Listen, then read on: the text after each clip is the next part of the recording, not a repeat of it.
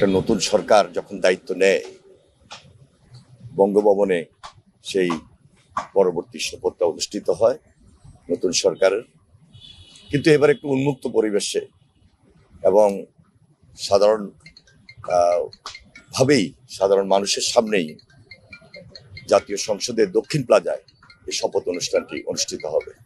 তো এই ব্যাপারে আমরা সর্বাত্মক সহযোগিতা করছি, সমন্বয় করছি দলের পক্ষ থেকে।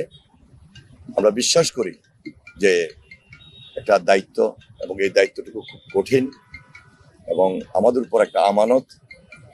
এই আমানত অবস্থান থেকে আগামী দিনে জনাব তারেক রহমানের নেতৃত্বে আমরা নতুন সরকার গঠন করব এবং জনগণের পাশে থেকে এই আমানতটুকু যেন আমরা রক্ষা করতে পারি মহান আল্লাহ তাআলার কাছে শুকরিয়া আদায় করছি এবং সকলের আন্তরিক সহযোগিতা কামনা করছি ইনশাআল্লাহ। দেখুন, এই ব্যাপারে তো ইতিমধ্যে জুলাই সনদের ব্যাপারে একটা হা না ভোট হয়েছে এবং সেখানে হা জয়যুক্ত হয়েছে।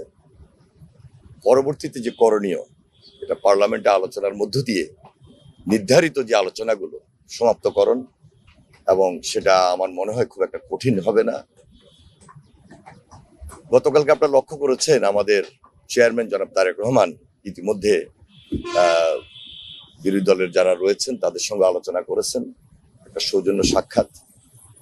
এরপরও তো কিছু কাজ থাকে যে আলোচনাগুলো পার্লামেন্টে হবে, পার্লামেন্টের বাইরেও হবে।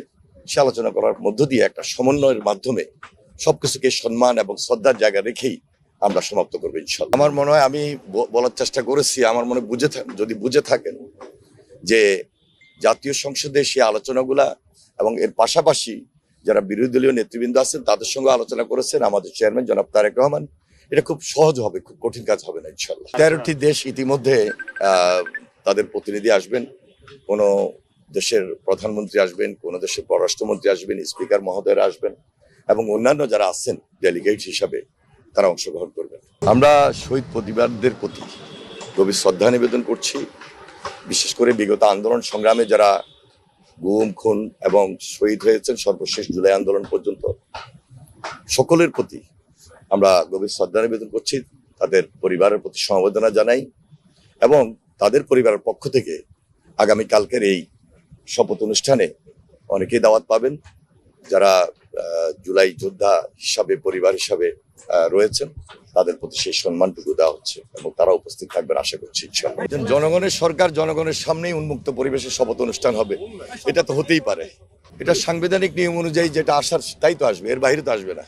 মন্ত্রী পরিষদ কিরকম হতে পারে এটা আমার মনে আর একটু অপেক্ষা করা দরকার আমাদের, যে সংসদীয় নেতা তিনি শপথ নেবেন, নেওয়ার পর উনি ভালো সিদ্ধান্তটুকু দিবেন আল্লাহর হুকুম ইনশাআল্লাহ। আমার মনে একটু অপেক্ষা করেন।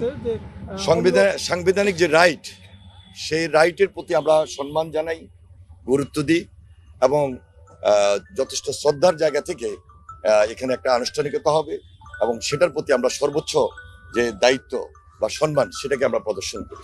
অবশ্যই একটা দেশপ্রেমিক সরকার হবে এবং দায়িত্ব নিয়েই সকলের যে আমানত, শ্রদ্ধা এবং সম্মানের সহিত সে আমানতটা